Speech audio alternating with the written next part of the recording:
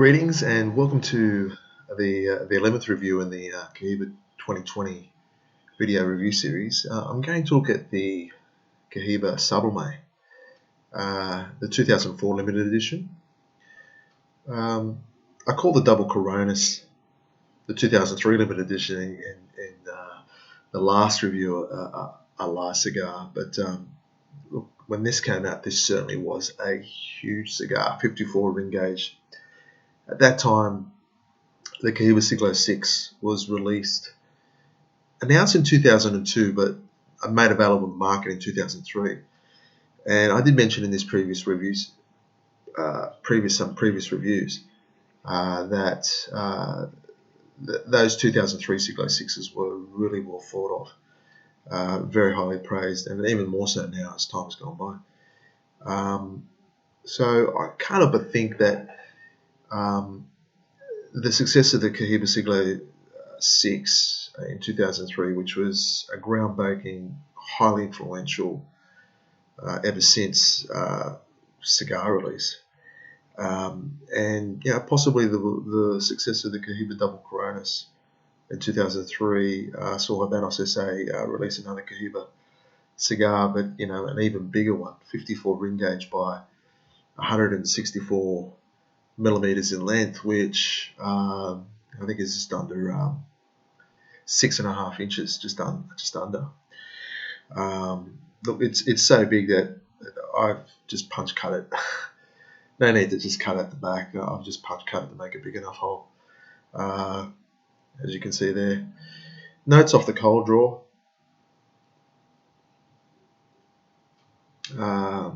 Similar to the double Coronas, this is a 15-16-year-old cigar. So those notes of cocoa, cedar, and baking spice are there, but just more prominent cedar and just more stronger. Double Coronas, but every bit is equally as lovely. One thing I've got to tell you is the reputation for these years ago when they first came out is that they were prone to have fireproof wrappers. So I'm just curious to see how it lights up. I'll come back and let you know.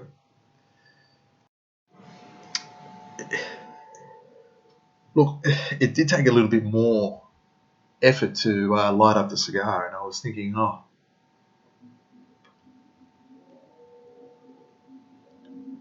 rich is this cigar going to be?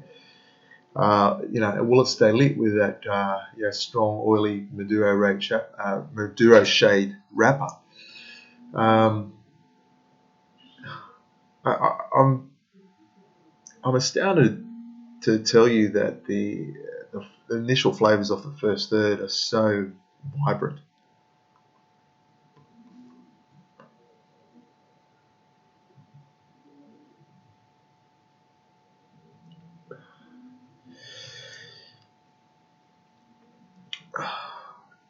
Stronger in leather than the double Coronas and cocoa, so that leather is very strong with the cocoa. Touch of spice.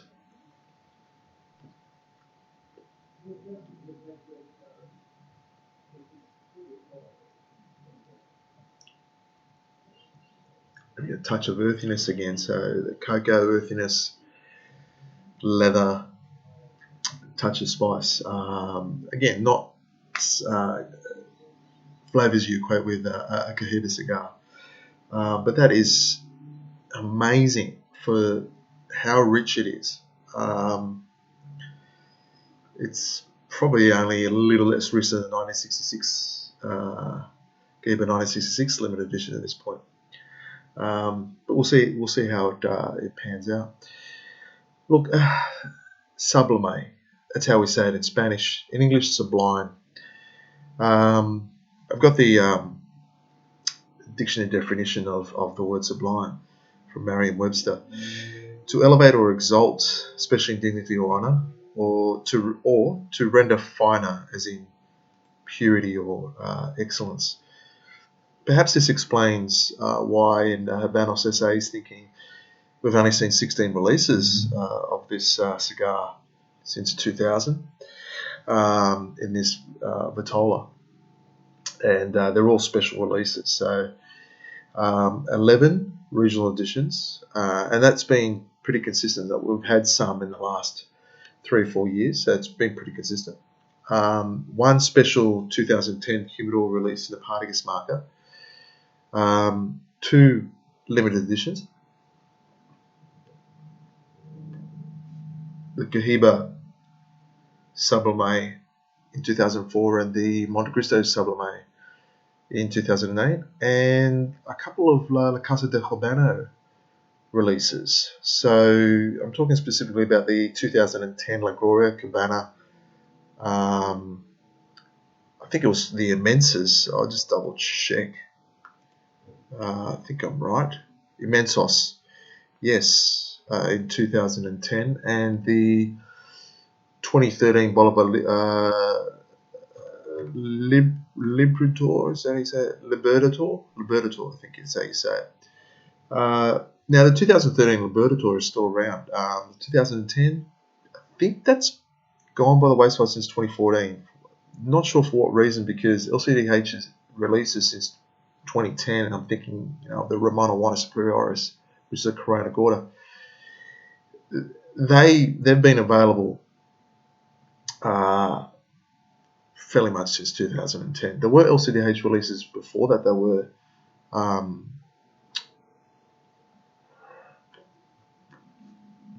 released and discontinued, but basically since 2010. And if you add the some Partagas releases in there, I'm thinking the Celebris and the Salamonis, they're still around. The Mensos, no. But the point of what I want to say is this size sort of cigar is possibly in the Banner SA's thinking it's a Vitola that's saved for a special release cigar,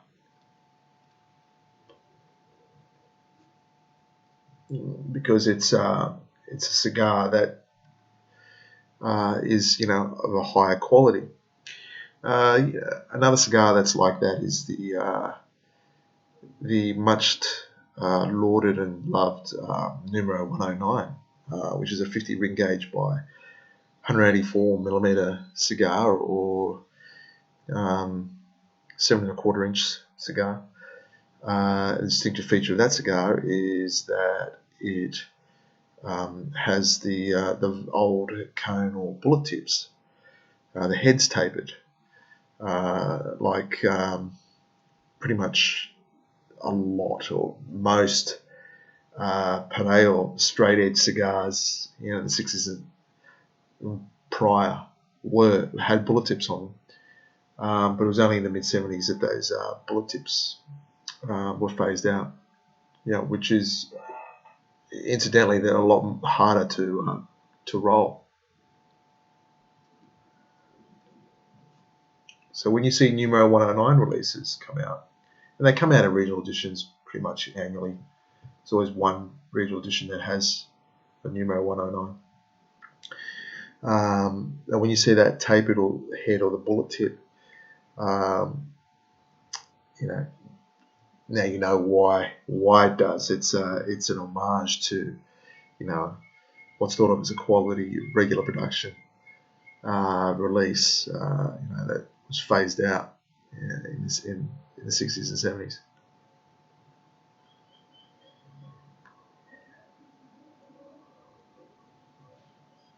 So far so good. Look, the ash on that cannot be faulted. I've said it before, the construction, the smoking, the draw has been all top notch in this series.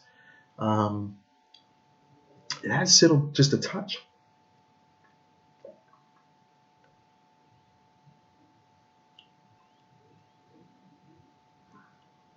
Lots of plumes of smoke, but the cocoa, leather, cedar, earthiness. Cedar's only a touch now, but it's more cocoa, leather, and earthiness. Touch of cedar, perhaps a touch of bacon spice here and there. That's what the cigar is. Incredibly vibrant and rich for 15 or 16 years. can't recall too many cigars this rich at this age.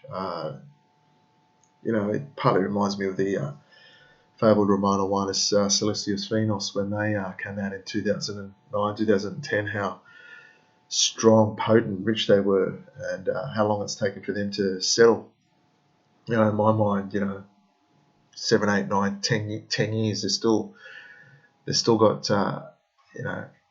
decent flavour, decent potency to them, and this Sublime is a bit like that in my mind.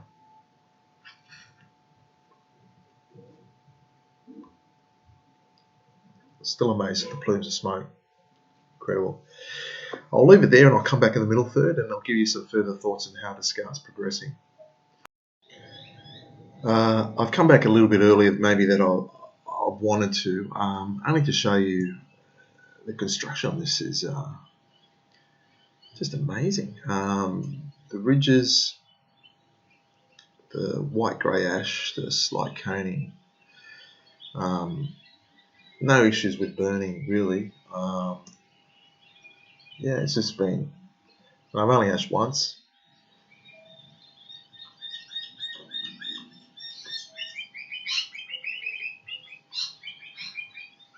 And it continues to be a strong cigar for Cohiba. That is, it's got that leather and earth in it. It's amazing. Cocoa, that's there too. But there's just not flavours that you would expect in a Cohiba cigar. You wonder.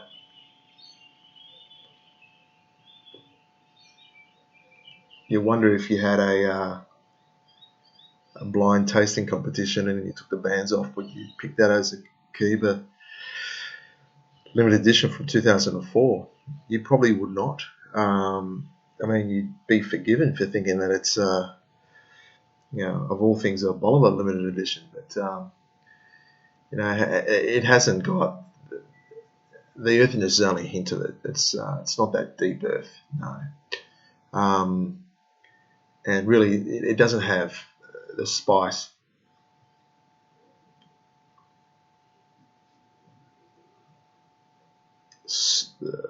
More deeper spice that I got in the Cohiba 1966 or the Cohiba Robusta Sublimes. And it's a stronger, it's a more richer cigar than the double Corona. So it's not quite the refinement of the Cohiba double Coronas, and it's not quite the richness and the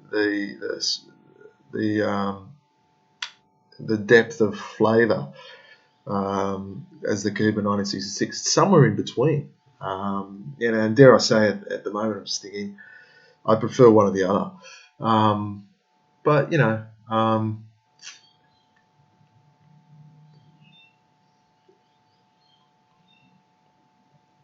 you got to give it kudos for having a depth of flavour that's still going after 15, 16 years.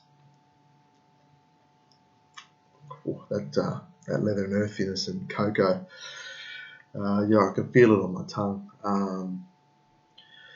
I'm just a little bit surprised, but I kept an open mind on this cigar before I reviewed it.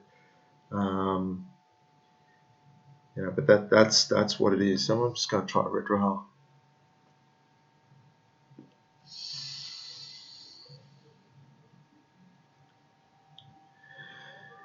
That is class. Through the nose, that is class.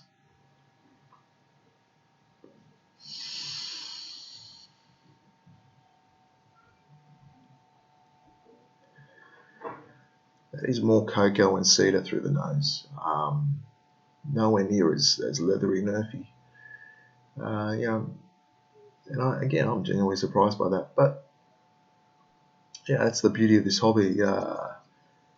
You keep learning as you go along. Look at the ash on that. I'm going to tap it because I don't want to ash that on my table here. And I'm pretty happy with how that's coming along.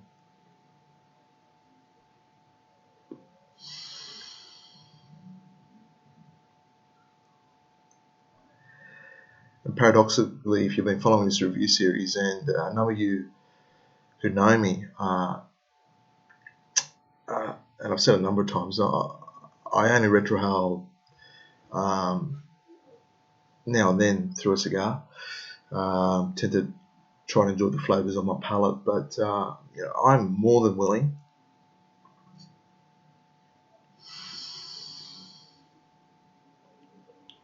to retrohale that more, just for the slight bagging spice and the cedar notes that I'm getting through the nose more than through the palate. I'll draw through it to see if there's a difference.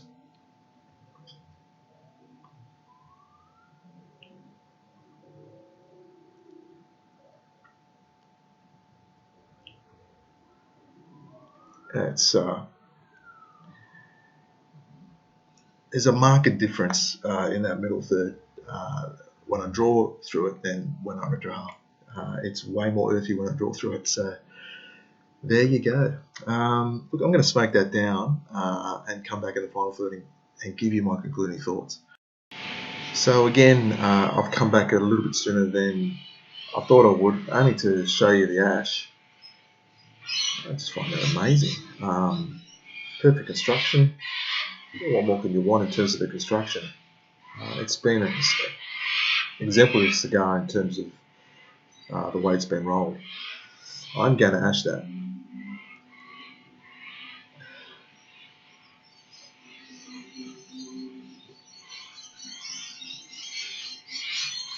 In regards to flavours, it's got even more leather and earth combined with that cocoa in the final third. It has picked up a touch of intensity.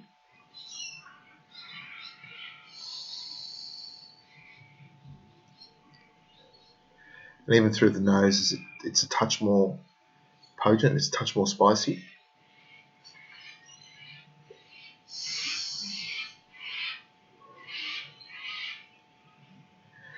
Yep, I definitely have to say it's definitely a touch more intense in the retrohale and in the flavours through the draw as I'm coming into the final third. I think the way the cigar is now, I'm just going to have to smoke that very slowly for the rest of it. Doesn't seem that much to go, but that could last me another good 20-30 minutes as I really slow down.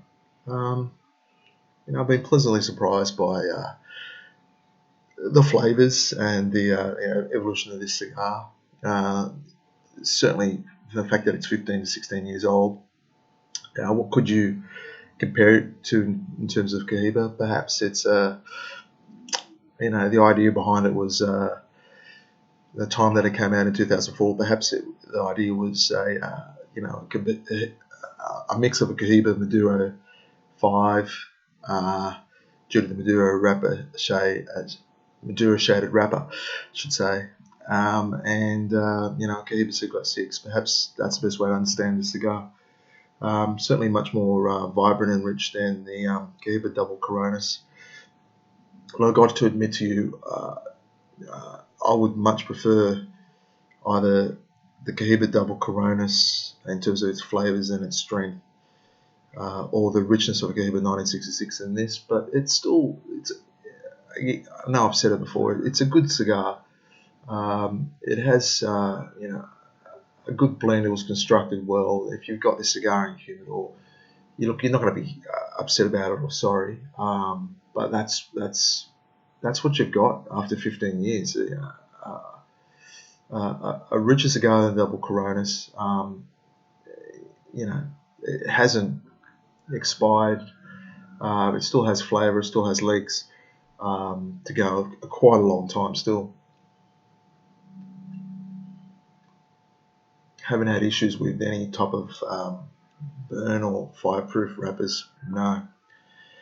So I hope you've enjoyed this review and you've gleaned something from it. And I look forward to seeing you next time in the final review that I'm going to do for this Cohiba video review series for 2010. Until that time, happy smoking.